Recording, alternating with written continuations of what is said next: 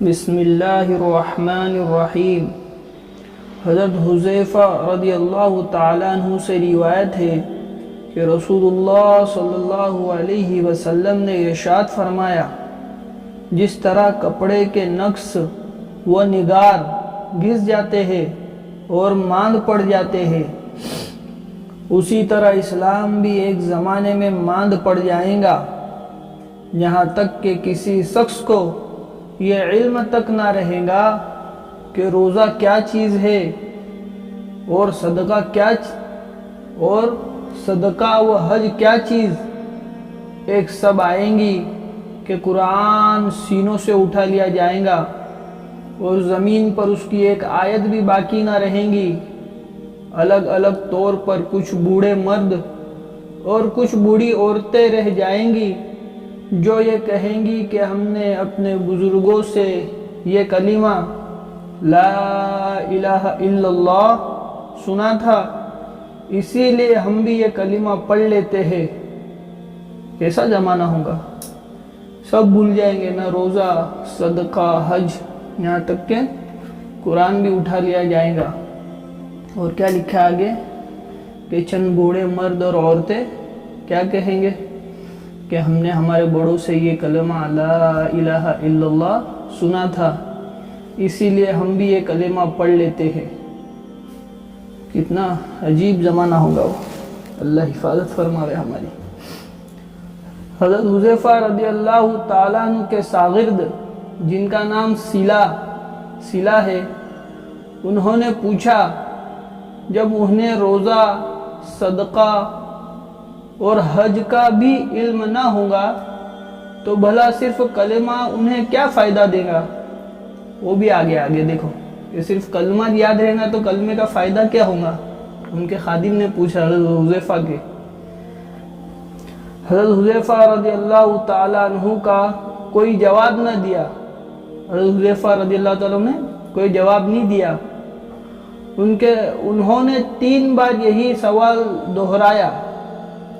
ہر بار حضرت حذیفہ رضی اللہ تعالیٰ عنہ اعراض کرتے رہے، یعنی کہ ان کا جواب نہیں دیا، 3 دفعہ پوچھا اس کے بعد بھی۔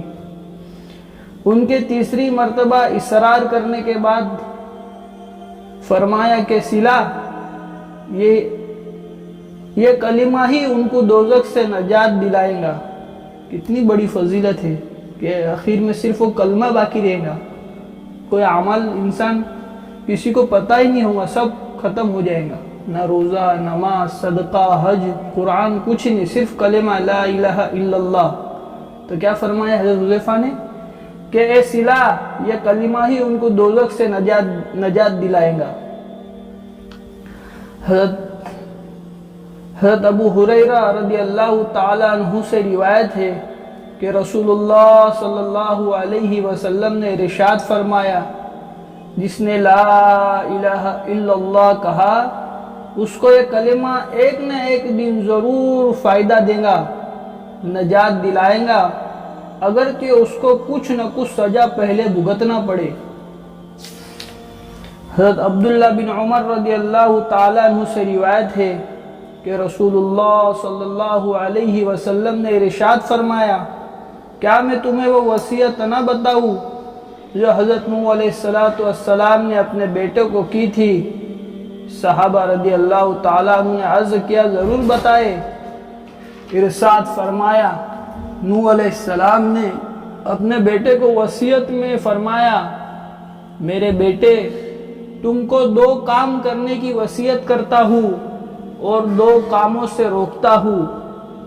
ایک تو میں تمہیں لا الہ الا اللہ کے کہنے کا حکم دیتا ہوں، کیونکہ اگر یہ کلمہ ایک پلڑے میں رکھ دیا جائے اور تمام آسمان اور زمین کو ایک پلڑے میں رکھ دیا جائے تو کلمہ والا پلڑا جھک جائے گا۔ کتنی طاقت ہے کلمے میں۔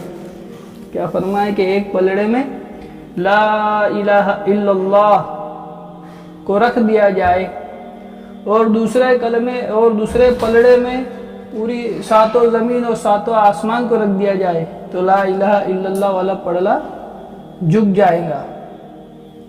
اور اگر تمام آسمان اور زمین کا ایک گھیرا ہو جائے تو بھی یہ کلمہ اس گہرے کو توڑ کر اللہ تعالی تک پہنچ کر رہے گا۔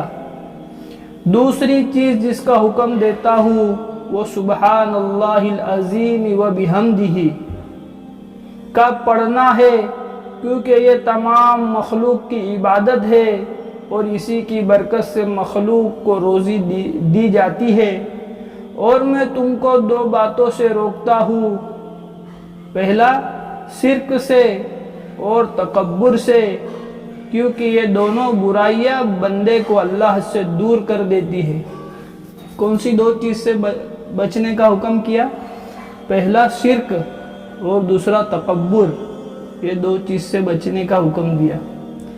حضرت طلحہ بن عبید اللہ رضی اللہ تعالی عنہ سے روایت ہے کہ نبی کریم صلی اللہ علیہ وسلم نے ارشاد فرمایا، میں ایک ایسا کلمہ جانتا ہوں جسے ایسا شخص پڑھے جس کی موت کا وقت قریب ہو تو اس کی روح جسم سے نکلتے وقت اس کلمے کی دولت ضرور راحت پائیں گی،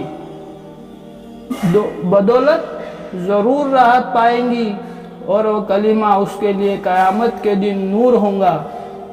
وہ کلمہ لا الہ الا اللہ ہے۔